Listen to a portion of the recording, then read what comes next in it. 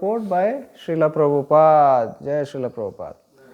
अतः हे द्विजश्रेष्ठ, निष्कर्ष यह निकलता है कि वर्णाश्रम धर्म के अनुसार अपने कर्तव्यों को पूरा करने से जो परम सिद्धि प्राप्त हो सकती है वह है भगवान को प्रसन्न करना। जय श्रील प्रभुपाद। तात्पर्य, सारे विश्व भर में मानव समाज 4 वर्णों तथा 4 आश्रमों में विभक्त है। 4 वर्ण है। अभी प्रभुपाद अपने जीनियस स्टाइल से बोलते हैं, ऐसे ब्राह्मण क्षत्रिय वैश्य शूद्र ऐसे नहीं बोलते। 4 वर्ण है: बुद्धिमान वर्ग, योद्धा वर्ग, उत्पादक वर्ग तथा श्रमिक वर्ग। ये वर्ण अपने कर्म तथा गुण के अनुसार विभाजित किए गए हैं, जन्म के अनुसार नहीं।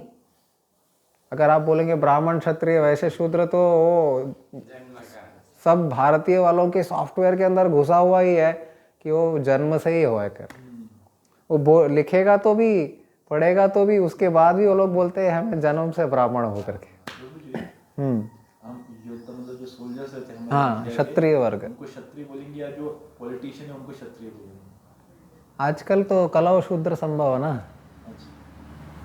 The last Kshatriya was maybe Shivaji Maharaj और समथिंग। शिवाजी महाराज और द लास्ट क्षत्रिय।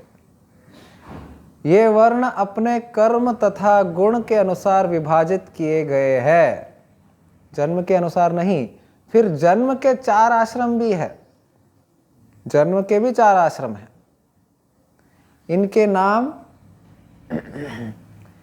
इनके नाम है विद्यार्थी जीवन, गृहस्थ जीवन, वानप्रस्थ जीवन तथा नहीं भक्त जीवन। तो लोग समझते कि केवल भक्ति करेंगे, लेकिन बाबा वो विद्यार्थी जीवन, गृहस्थ जीवन, वानप्रस्थ जीवन और सन्यास बोला नहीं, प्रभुपाद ने भक्त जीवन बोले। तो भक्त जीवन इतना बड़ा है बाबा कि आप उसको ऐसे वैसे नहीं सोच सकते। इनके नाम है, हाँ लिखा है, मानव समाज का परम हित इसी में है कि जीवन इसी तरह ही विभाजित हो। मानव समाज का परम हित इसी में है कि जीवन इसी तरह ही विभाजित हो, अन्यथा कोई भी सामाजिक संस्था स्वस्थ विकास नहीं कर सकते। श्रील प्रभुपाद ने इस तरीके से क्यों बोला था कि लोगों को एकदम ही पहले ही इसमें समझ में आया कि विभाजित तो होना ही चाहिए। हर सोसाइटी में एक बुद्धिमान वर्ग होना चाहिए, मैनेजमेंट एडमिनिस्ट्रेशन का वर्ग होना चाहिए, पॉलिटिकल वर्ग होना चाहिए, और फिर व्यवसाय उत्पादक वर्ग होना चाहिए, और श्रमिक लेबर क्लास भी होना चाहिए। इनमें से जीवन के प्रत्येक विभाग का लक्ष्य परम सत्ता भगवान को प्रसन्न करना है। ये श्लोक का आज ट्रांसलेशन। मानव समाज के इस संस्थागत कार्य को वर्णाश्रम धर्म के रूप में जाना जाता है, जो सुसंस्कृत जीवन के लिए अत्यंत स्वाभाविक है। सुसंस्कृत जीवन के लिए वर्णाश्रम धर्म का निर्माण इसीलिए किया गया है कि परम सत्य की अनुभूति हो सके। इसका निर्माण एक विभाग का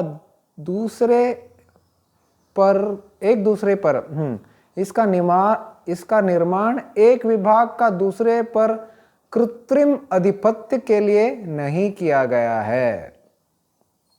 ये इसके लिए नहीं है। जब इंद्रिय तृप्ति की अत्यधिक आसक्ति के कारण जीवन का लक्ष्य अर्थात परम सत्य का साक्षात्कार चूक जाता है, तब जैसा कि पहले कहा जा चुका है, स्वार्थी लोगों द्वारा वर्णाश्रम धर्म का उपयोग कमजोर वर्ग पर कृत्रिम आधिपत्य दिखाने के लिए किया जाता है।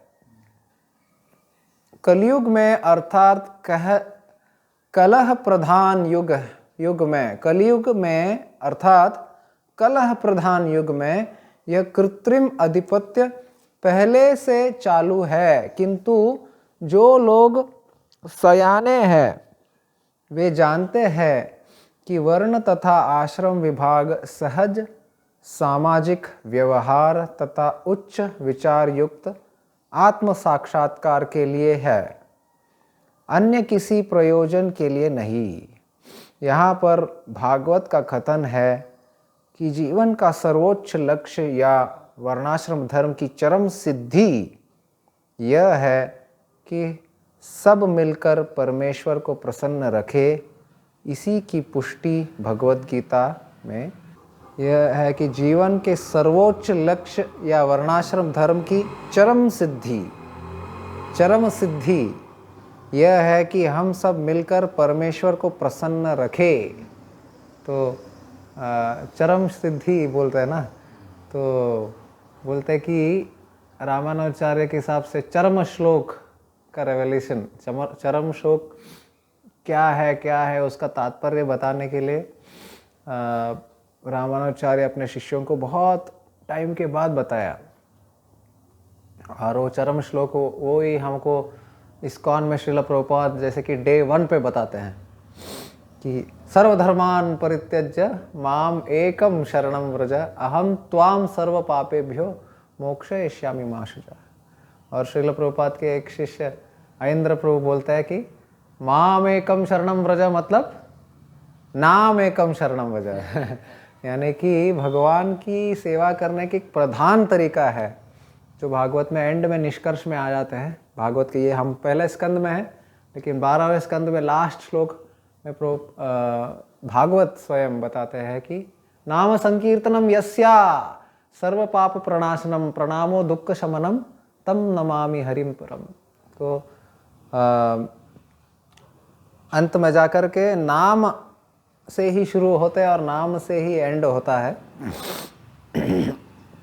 नाम हर कोई सेवा हमारा जैसे कि भगवान के साथ कनेक्ट होंगे अगर हम हर कोई सेवा करते समय माम अनुस्मर युद्ध छ, भगवत गीता में अर्जुन को हर कोई समय युद्ध के लिए प्रोत्साहन करते हुए ये बोलना है कि केवल युद्ध नहीं करना है, माम अनुस्मर मुझे स्मरण करते हुए।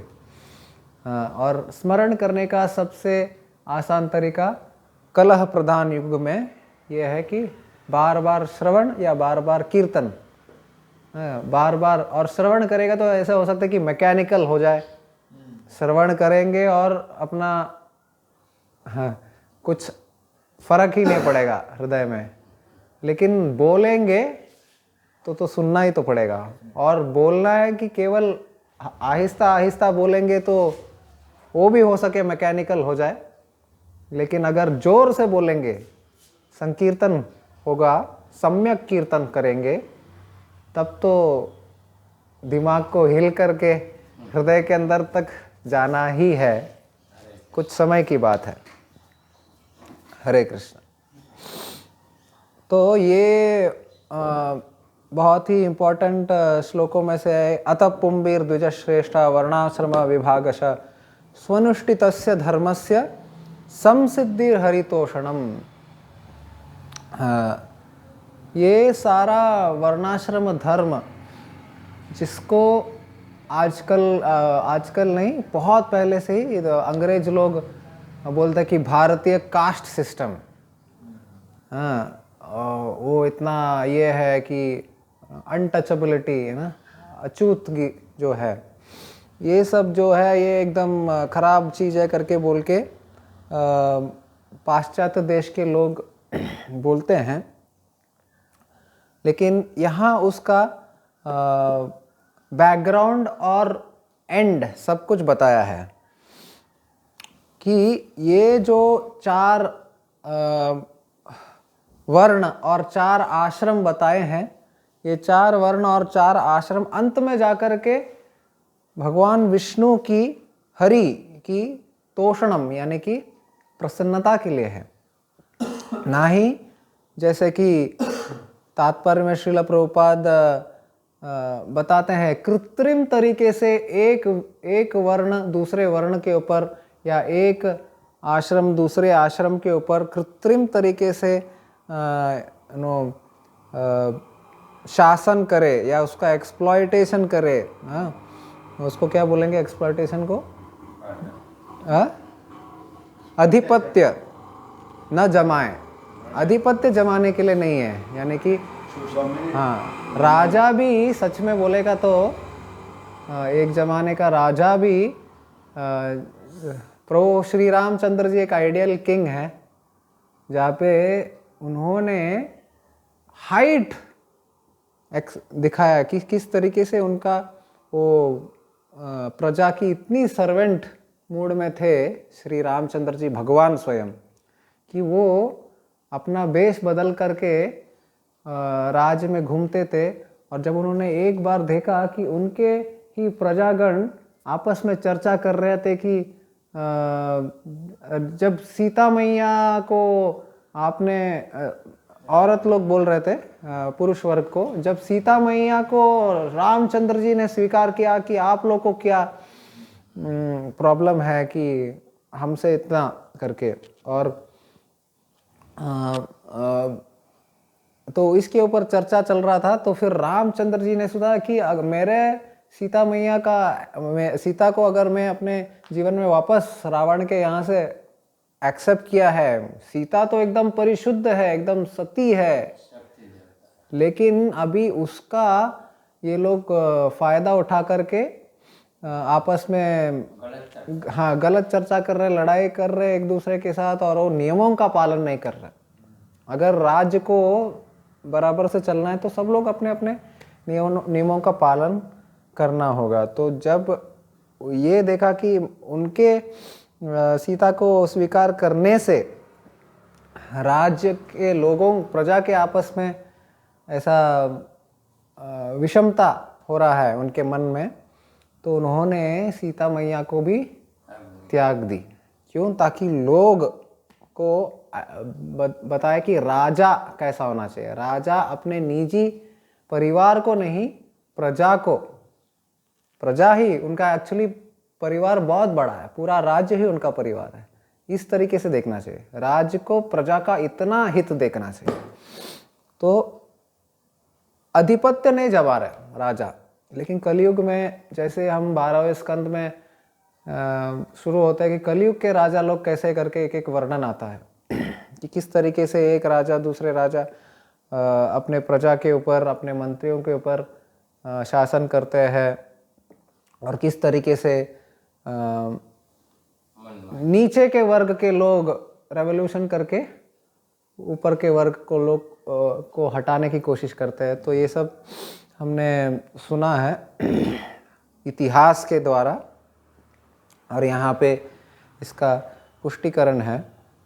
तो कलयुग के वजह से क्या हुआ कि ये वर्णाश्रम धर्म का हर कोई सिस्टम, कलयुग में हर कोई सिस्टम जहाँ पे हमारी चेतना नहीं है, वर्णाश्रम धर्म तो पूरा हमारा धर्म है, लेकिन जहाँ पे भी हम अपने चेतना नहीं रखते कलयुग में, स्वाभाविक स्तर पे वो डिग्रेड हो जाता है, उसका पर्पस जो है डिफीट हो जाता है। कलयुग में हर कोई जगह पे हमारी चेतना रहनी चाहिए, नहीं तो जो भी सिस्टम हमने एस्टेब्लिश किया वो सिस्टम का एंड में जाकर के पतन हो जाएगा। तो ये सिस्टम को रिवाइव करने के लिए भागवत में ये चर्चा किया गया है, और जितने भी व्यक्ति भागवत आते हैं यानी कि आचार्यगण आते हैं, इस वर्णाश्रम सिस्टम को वापस लाने की कोशिश करते हैं। भगवान स्वयं भी 5000 साल पहले जब उन्होंने भगवत गीता बोले कि ये श्लोक भगवत गीता में भी है, चातुर्वर्ण्य मया सृष्टम, ये 4 वर्ण जो है, जो लोग बोलते हैं कास्ट सिस्टम, लेकिन वो कास्ट सिस्टम जो है जन्म कर्म से नहीं, गुण कर्म से है, गुण कर्म विभागश। तो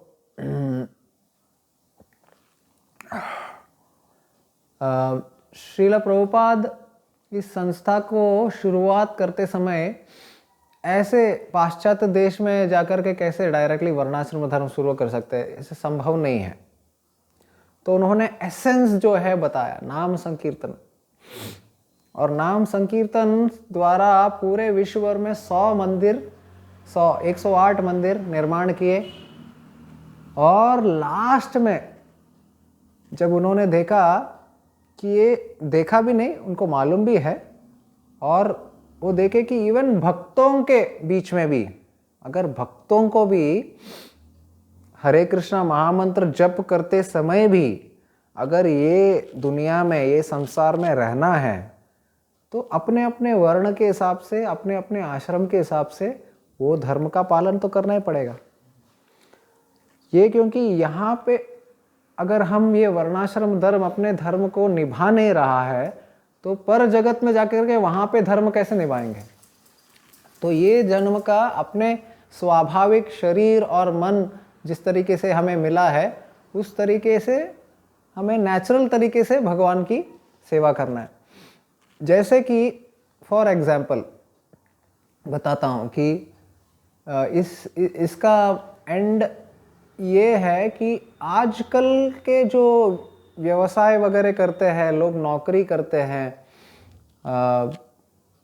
तो उसमें इवन लेबर क्लास को पकड़ेंगे तो लेबर क्लास को, श्रमिक क्लास को आजकल के दुनिया में लोग पैसे दे देते और बस छोड़ देते। पहले ज़माने में ऐसा नहीं था। वो लेबर क्लास की जो लेबर क्वालिटी जो है, जैसे कि फॉर एग्जांपल कोई होगा शिल्पकार, वो शिल्पकार को बोलेंगे कि बेस्ट मंदिर बनाओ, आप अपने परिवार के भरण पोषण के बारे में चिंता ही मत करो, हम संभाल लेंगे, राजा बोले। और वो अपना पूरा जीवन बेस्ट मंदिर बनाने के लिए लगा देते। मंदिर में ऐसा शिला या शिल्पी कार्य करते हैं कि उसको टेंशन ही नहीं कि मेरा परिवार में कुछ हो गया और मेरे को कुछ ज़रूरत पड़े। जो भी मेडिक्लेम, इंश्योरेंस, इसके लिए जो स्वयं ही शुद्र जीव स्वयं ही एक एक फॉर्म फिलअप करके ये करता है, इसका टेंशन नहीं। वो बस राजा की जो कैरेक्टर है उसके ऊपर विश्वास करके, और राजा के नीचे वाले मैनेजर्स भी वैसे ही रहते थे। तो इस तरीके से वो आदमी अपना पूरा जीवन का फोकस एक कला के ऊपर करते हैं। वैसे ही व्यवसाय करने वाले व्यक्ति भी जब व्यवसाय करते हैं तो उसके अंडर में जो श्रमिक लोग हैं उसके ऊपर कृत्रिम तरीके से शासन नहीं करते हैं। जो एक एक कैटेगरी के श्रम देने वाले लोग हैं, उस हर एक श्रम देने वाले व्यक्ति के परिवार को अच्छी तरह से संभालना ये ऊपर के मालिक का धर्म है। लेकिन कलयुग में क्या हुआ, जब ब्राह्मण वर्ग से शुरू हुआ, वहाँ से पतन शुरू हुआ, तो फिर ब्राह्मण वर्ग का विद्रोह किया क्षत्रिय वर्ग, और क्षत्रिय वर्ग जब शासन करने लगे, उनको एडवाइस देने के लिए ब्राह्मण वर्ग नहीं रहे, तो फिर क्षत्रिय वर्ग भी गुमराह हो गया।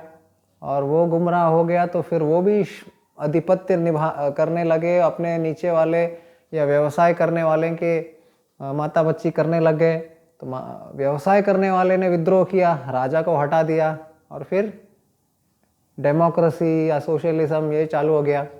तो डेमोक्रेसी को प्रभुपाद बोलते हैं डीमन क्रेजी। डेमोक्रेसी यानी कि डीमन क्रेजी, जो वो क्या करेंगे कि सब लोग मिलके आसुरी प्रवृत्ति ही बढ़ेंगे। और ये भी जब देखा कि व्यवसाय वर्ग भी एकदम पूरी तरह से श्रमिक वर्ग को निचोड़ रहा है, तो श्रमिक वर्ग ने फिर विद्रोह किया और उन्होंने व्यवसाय वर्ग को भी हटा के सब कुछ एक है बोल के, बोलने के लिए तो सब कुछ एक है बोल दिया, लेकिन उसमें भी क्या है, जो लीडर बन के ऊपर आता है उसके पॉकेट में उसके अनुयायी लोग के, उसके फ्रेंड्स, उसके गांव, उसका जो पंथ है, वो लोग को बहुत कुछ मिलेगा, लेकिन बाकी लोग के ऊपर आधिपत्य जमाते हैं वो लोग। गलत तरीके से। और क्योंकि इनका कुछ शिक्षण हुआ नहीं है धर्मशास्त्र के साथ, तो वो जानते भी नहीं किस तरीके से लोक कल्याण वाली कार्य करे। तो लोक कल्याण वाली कार्य तभी होगा जब हरि सबके केंद्र बिंदु होगा। तो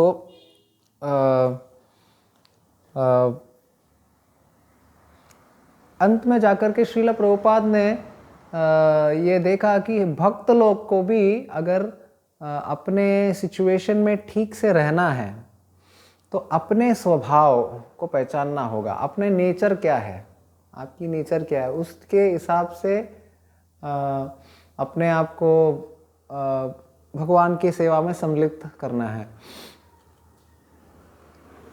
जैसे कि युक्त वैराग्य, जो भी आपको आपके अंदर नेचर है, आपके अंदर प्रोक्लिविटी है, आपकी प्रेरणा है, उसके हिसाब से आप सेवा करेंगे और वो सेवा को भगवान के साथ कनेक्ट करेंगे। अभी लेकिन आज का दिन बहुत ही स्पेशल डे भी है। शार्दुल प्रोजेक्ट पढ़ लीजिए कैलेंडर से एक एक। आज है वसंत पंचमी का दिन। आज का दिन का एक एक स्पेशलिटी जानेंगे ही तो हमको एक आइडिया आएगा कि वर्णाश्रम धर्म कितना श्रेष्ठ है, कितना कुछ है कि केवल हम अपने तिथियों को ध्यान करेंगे। क्या तिथि है आज? हाँ, नहीं मेरे को याद है थोड़ा बहुत। तिथियों को याद करेंगे तो हमको समझ में आएगा क्या क्या होते हैं, और फिर इस तिथि के हिसाब से हम केवल मॉडर्न तरीके से उसको मनाए नहीं, उसकी मर्म पहचाने हमेशा। तो धीरे धीरे से हमको समझ में आएगा कि हम क्या कर रहे हैं करके। जब हम सोचेंगे क्या कर रहे हैं, अगर होली है तो अगर हमने सीधा केमिकल का गुलाल पहन के एक दूसरे को डाल दिया तो ये क्या कर रहे हैं, ये सुपरफिशियल हो गया। होली 40 दिन का त्योहार है वृंदावन में। आज होली का पहला दिन है। आज का नाम है वसंत पंचमी। हाँ, तो वो मुझे पता नहीं क्योंकि मेरा नॉलेज बहुत ही पुअर है। तो वसंत पंचमी का दिन से लेके 40वां दिन है गौर पूर्णिमा का दिन, रंग पंचमी वाला दिन। तो और भी आज स्पेशल डेज है कि आज विष्णु प्रिया देवी के आविर्भाव तिथि है। विष्णु प्रिया देवी श्री चैतन्य महाप्रभु यानी कि श्री विश्वंभर के धर्मपत्नी सेकंड। और नेक्स्ट क्या, रघुनंदन ठाकुर के आविर्भाव तिथि, शार्दुल प्रभु रघुनाथ दास गोस्वामी आविर्भाव ना, और रघुनंदन ठाकुर भी आविर्भाव, तिरोभाव भी है, आविर्भाव भी है। हाँ ठीक है, ओके ओके। आज संत तुकाराम महाराज के भी आविर्भाव, तिरोभाव है, तिरोभाव, ओके। बहुत सारे तिथि है। वसंत पंचमी का दिन बहुत ही श्रेष्ठ है। बहुत सारे आचार्यों के आविर्भाव और तिरोभाव है। विश्वनाथ चक्रवर्ती ठाकुर के भी तिरोभाव तिथि है आज। तो आज का दिन जैसे कि एक एक व्यक्ति के बारे में बोलने के लिए ही आधा एक घंटा लगेगा, लेकिन हम इतना बोल नहीं पाएंगे। सिर्फ ये आचार्यों का आगमन ही किसके लिए देखो, ये आचार्यों का आगमन हमेशा ये जो वर्णाश्रम धर्म के जो हाईवे जो है, अभी बोलते हैं ना NH1, NH2, NH3, ये हाईवे है नाम संकीर्तन का मार्ग। और हाईवे जब बनेगा तो केवल हाईवे बनेगा क्या, गली भी रहेगा, छोटा रास्ता भी रहेगा, बड़ा रास्ता भी रहेगा, सब कुछ रहेगा। तो यानी कि जो इंडिविजुअल धर्म है वो क्षय नहीं होगा, उसका पतन नहीं होगा। जब हाईवे एकदम नेटवर्क एकदम अच्छी तरह से बनेगा तो इंडिविजुअल जो कैपिलरी सिस्टम है, जो पाथवेज है, सब कुछ भी रिवाइव होगा। तो श्रील प्रभुपाद बोलते हैं Hare Krishna movement will go down in history to have saved the whole world. जब पूरे दुनिया को वो सेव करेगा, मतलब जो भी पूरे दुनिया भर में जितने भी शास्त्रों के जो छोटे मोटे जो ड्यूटीज थे जिसके, उसका मर्म जानेगा हर कोई चीज़। जब हार्ट ट्रांसप्लांटेशन होगा, हृदय का ट्रांसप्लांटेशन जब होगा, यानी कि जब हृदय में परिवर्तन होगा, वो है जब आप अपने आप को नाम के साथ जोड़ेगा और नाम के मार्ग से अपने हृदय साफ करेंगे, तब जाकर के आपको आभास होगा, पोती पढ़ पढ़ जगमुआ पंडित भयो न कोई, 2.5 अक्षर पंडे। हाँ, तो अगर का आपको प्रेम की भाषा समझ में आए तो आप कितना, तो फिर जाकर के ऐसा नहीं कि पोती पढ़ना नहीं है, पढ़ना है और सही पोती पढ़ना है जो परंपरा से आते हैं। तो हरि नाम और भागवत और वैष्णव सेवा, क्योंकि 2 टाइप के भागवत होते हैं ना, एक्चुअली भागवत और हरि नाम ही काफ़ी है। हरि नाम इज़ द हाईवे और सेकंड इज़ भागवत। लेकिन भागवत भी 2 टाइप के होते हैं, ग्रंथ सेवा और व्यक्ति भागवत सेवा। तो हमको पिछले श्लोक के तात्पर्य में प्रभुपाद ने वो व्यक्ति भागवत के ऊपर डिटेल एनालिसिस बताया कि 3 टाइप के भक्त होते हैं, कनिष्ठ, मध्यम और उत्तम। तो हमारे जैसे कि लोग हमेशा सोचते हैं कि आईआईटी में जाना है ना, आईआईटी में जाने की कम से कम इच्छा तो रहती है, नहीं तो कम से कम बोलते हैं कि अगर मेरे को पहले से मालूम होता तो मैं आईआईटी करता है, ऐसे कुछ बोल देते हैं। तो लेकिन क्या है कि अगर हम भी, हमारे उद्देश्य केवल कनिष्ठ भक्त बनने की नहीं या मध्यम भक्त बनने की नहीं, उत्तम भक्त बनने की अगर हमने ये जीवन में इच्छा किया, तब जाकर के हम बन सकते ना, नहीं तो नहीं बन सकते। तो इसके लिए उत्तम भक्त बनने के लिए क्या करना चाहिए? उत्तम भक्त की संग तो ज़रूरी है, मैंडेटरी है बोलते प्रभुपाद। ऐसा नहीं कि ऑप्शनल नहीं है कि आप भागवत करेंगे, हरिनाम करेंगे और बस उत्तम भक्त बनेंगे, नहीं। आपको उत्तम भक्त की हृदय से डेडिकेटेड बनना पड़ेगा। डेडिकेटेड के लिए मतलब समर्पण पूरी तरह से होना पड़ेगा। समर्पण कोई बाह्य चीज नहीं है, उसको आपको समर्पण प्रेम से होगा। 2.5 अक्षर प्रेम के भयो सो पंडित होए।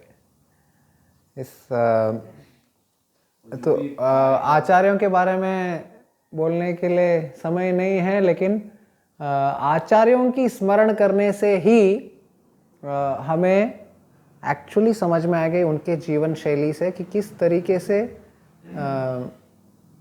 हम समर्पित बन सकते हैं और किस हद तक समर्पण करने की भावना, मतलब उनकी जब हद देखेंगे, इतना समर्पण की भावना, इतना प्रेम की भावना हो कि हद कर दो, ऐसा। तो हद करने वाले लोग हैं आचार्य। तो उनकी याद से हम, आप लोग अपने अपने घरों में रघुनंदन ठाकुर की लीला याद कर सकते हैं, रघुनाथ दास गोस्वामी, ये रिनंसिएशन, त्याग नहीं, क्या बोलेंगे, संन्यास भाव के पराकाष्ठा है हमारे संप्रदाय में। और भगवान के गूढ़ रहस्य लीलाओं के बारे में उनका जो भी चैतन्य चरितामृत में भगवान के बारे में बताया है, वो रघुनाथ दास गोस्वामी के मुखारविंद से है अल्टीमेटली। और विष्णुप्रिया देवी की प्रेम भगवान के प्रति, उनकी संन्यास लीला, और तुकाराम महाराज की तो स्टोरी तो फेमस ही है। और क्या है, और विश्वनाथ चक्रवर्ती ठाकुर, उनके डायनामिक लाइफ। विश्वनाथ चक्रवर्ती ठाकुर, उनका नाम ही सुन सकता है कि उनको लोग बोलते थे चक्रवर्ती पाद, क्योंकि वो हमेशा सराउंड किया था, सन्यासियों से सराउंडेड है हमेशा। हमेशा वो अकेले नहीं रहते थे, उनके इर्द गिर्द सब जगह उनके सन्यासी शिष्य रहते थे। इसके लिए चक्रवर्ती पाद। हरे कृष्णा। ग्रंथराज श्रीमद् भागवतम की जय, श्रील प्रभुपाद की।